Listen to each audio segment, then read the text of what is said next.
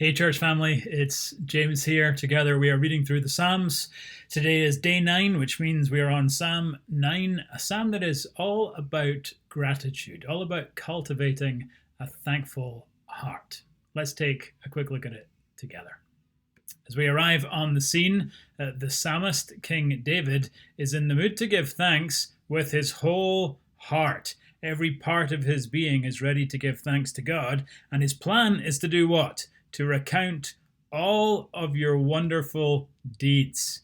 David's plan is to make a list of all the good things that the Lord has done for him. And in this psalm, he starts to do just that. He thanks the Lord for God's power.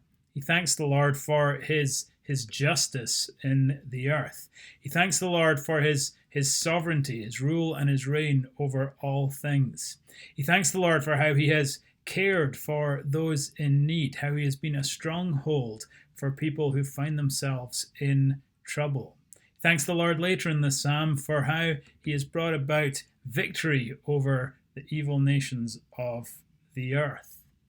Listing thing after thing after thing for which to give God thanks and praise. And this discipline, thanking God for what he's done in the past, starts to give him confidence for what God will do in the future. We see that in the end of the psalm, verses 18 through 20. Remembering what God has done in the past gives him confidence for the future. And this is a good introduction to a very biblical discipline, namely the discipline of gratitude, an intentional practice whereby we regularly stop to give thanks, where we list the reasons we have to give thanks to the Lord for who he is and for what he's done for us in Christ. Interestingly, social scientists have shown us how healthy gratitude is, largely due to confirmation bias. We see more of the things we look for. So if you look for reasons to be unhappy, life will give you as many reasons as you need. At the same time, if you look for reasons to be grateful, you'll start to see those instead.